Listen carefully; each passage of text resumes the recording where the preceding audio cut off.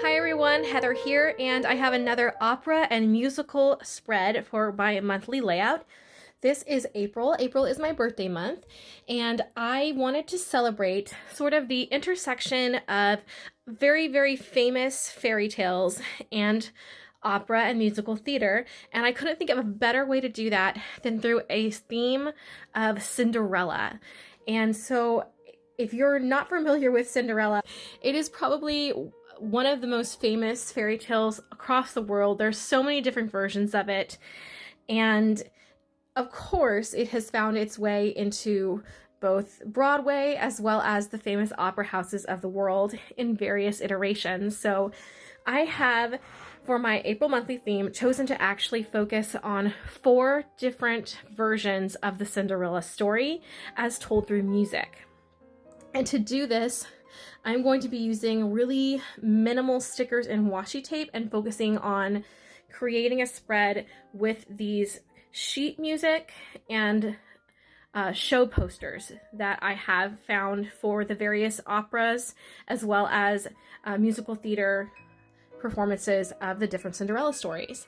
I will be using a little bit of washi for this layout, a very minimum amount. It's really going to be here and here. I'm using this sort of fancy gold and blue, but that is it. And I want to talk a little bit about the different pieces that I've pulled for this that I'm using, because they really kind of form the heart of it. And these are things I had to Google and find images of so that I could use them in this spread. I really wanted to focus on the sheet music itself as like an artistic element. But there's still going to be places for me to put functional boxes and to write in things, even though I typically use my monthly spreads for more decorative purposes and focus those elements in my weeklies. I really enjoy the decorative part of planning. It's why I got into Happy Planner in the first place. So just know that you're not going to see in this plan with me a lot of the functional part. It's really more of a decorative exercise. And of course, I'm going to tell you a little bit about the different operas as we go along, as well as some of the musical pieces that you probably are aware of as well. So I've already cut out some different things. This large sheet music you see here is actually the sheet music from the first page of the sheet, the score for A Dream is a Wish Your Heart Makes, which is the song that is sort of the titular song in Disney's Cinderella. And of course, I do have my Stronger at Heart sticker book we're going to be using to decorate with some of these beautiful new Cinderella stickers. That'll be toward the end. So all of these larger bars here are actually that sheet music page. And that is a very famous song. It's probably one of the songs that we associate really with the Disney brand. And that version of Cinderella is a very popular version all across the world. It's probably one of the most famous, one of the most recognizable versions for sure. And Walt Disney actually really loved Cinderella. And some people don't find Cinderella to be an inspirational character. I think that they might view her story as, you know, the pretty girl gets the prince or something like that. But really, Cinderella has always been a story about somebody who is hardworking and kind, and never ever lets the world turn them into an evildoer. She never cuts corners. She's rewarded for being, you know, faithful and hardworking. And that is a theme that you'll see throughout the different versions of the Cinderella story, but it certainly really resonated with Walt Disney, and I think that's one of the reasons why he really loved Cinderella as a character. So I'm going to start putting down the sheet music and all the images, and I'll talk a little bit more while I do that, and play some music in the background from some of the operas and other iterations of Cinderella. I'm hoping to find some of these in the public domain so that this video doesn't get copyright flagged.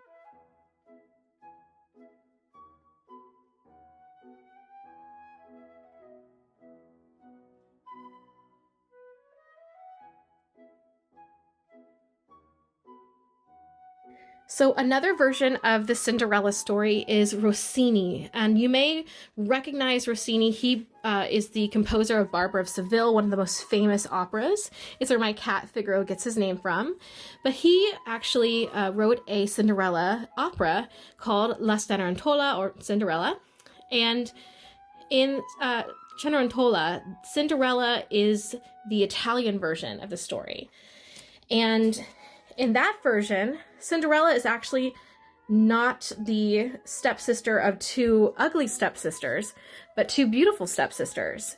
And the issue is not that they are ugly, it's that their beauty is not really enough to get them where they want to go because they are so vain and conceited and ill-mannered.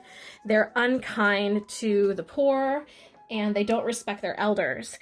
Cinderella, on the other hand, she actually respects her elders. There is an old man that comes, a beggar man, and the sisters kind of kick him out, but she takes pity on him and offers him something to drink to take care of him. And it turns out that this old beggar man is actually a wizard, and he is sort of the fairy godmother character in the story. The other part of Cenerentola that I like is that the prince will actually get to meet Cinderella when she is the sort of the maid character, and he falls in love with her, you know, before they even meet at the ball. The prince is a great tenor role, and I really enjoyed the fact that he had a prominent part in the story. Even in the Disney movie, he's sort of an accessory after the fact a lot of times, and I like that he had a lot more agency in that opera. So Cenerentola is in Italian. It is a comic opera, so we have lots of beautiful music, happy endings, dreams come true, that kind of thing. So I really highly recommend it, especially as a starter opera.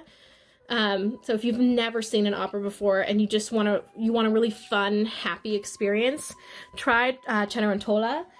It is usually one that's performed pretty commonly, so it's definitely like one of the ones that's in the larger repertoire. So something like Rusalka, which was my March theme, that might be not as often something you see performed, but Cenerentola definitely you'll be able to find productions of and be able to see it streaming also. So I definitely recommend giving it a listen at least, but it's also a great one to watch. Rossini operas are fast-paced and fun and just a good afternoon experience.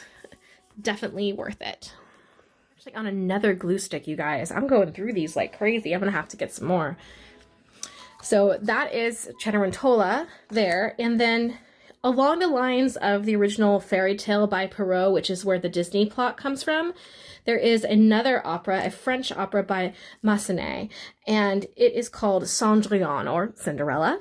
So that is another version of the fairy tale that you'll see more of the typical story you expect with the fairy godmother, or the fae, as they say, who comes and transforms Cinderella and the coach and carriage. And here we actually have her on the original poster for the National L'Opéra Comique when they did it and when it was originally premiered. And you can see the fairy godmother here with her magic wand. So it is a really famous opera along the lines of Cenerentola. There was a really cool version of it done recently, and I think that Joyce DiDonato was the Cinderella, and they actually had script from the fairy tale all over the sets, and it was just really unique and beautiful. I always like to see the different things that they do with Cinderella in the opera world. So I have the minuet from that, and then some of the libretto for my decoration here.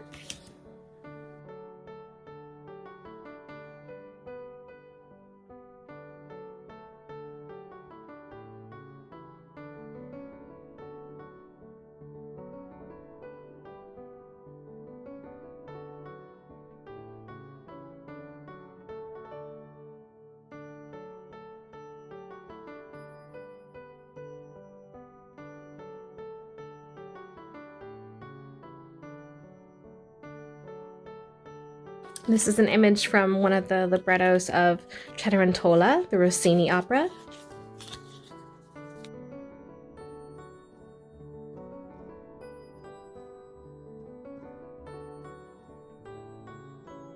And then the last iteration of Cinderella, which of course I had to mention, is the Rodgers and Hammerstein version.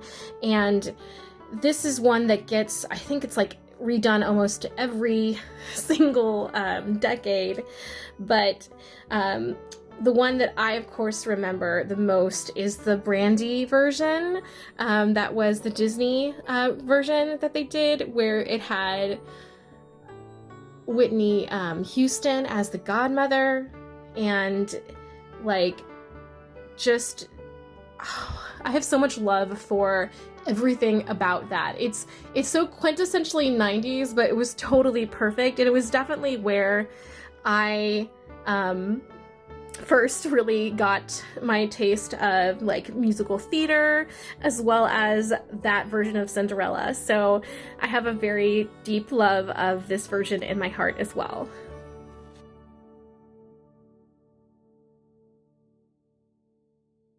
So I went ahead and just put the washi down along this line here and this one here. I didn't even take anything out of the rings, or the disc rather, for this, and sometimes I do, sometimes I don't.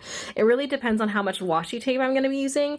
This is not a washi heavy decorative layout. It's really scrapbook paper heavy, so I just kept everything inside the book. But we are now done with all of our different pieces, and I'm going to add our beautiful Cinderella stickers from the Strong at Heart Princess collaboration with Happy Planner.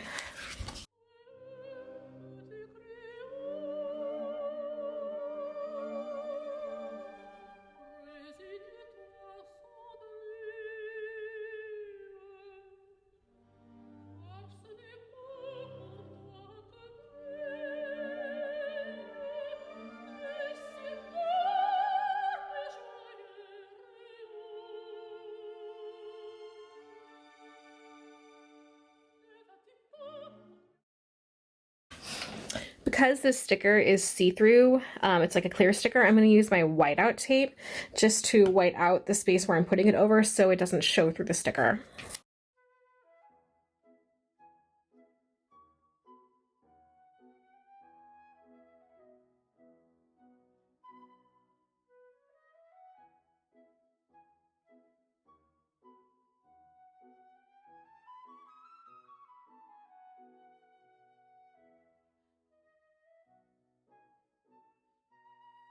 I think the theme I'm kind of going for is that she is actually like stepping through the sheet music and interacting with it.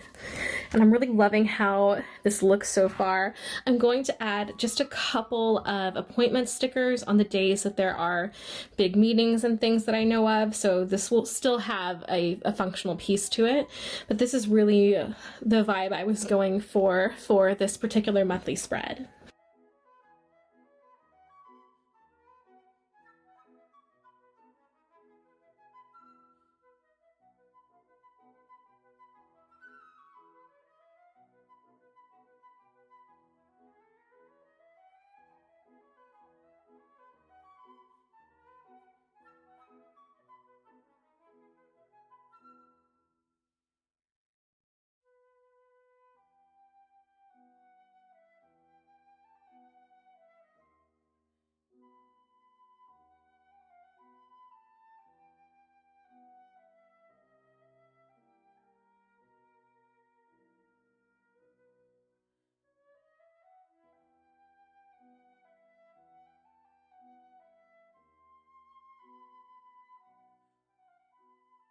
I hope you enjoyed this plan with me for the monthly of April, which I did a Cinderella theme for.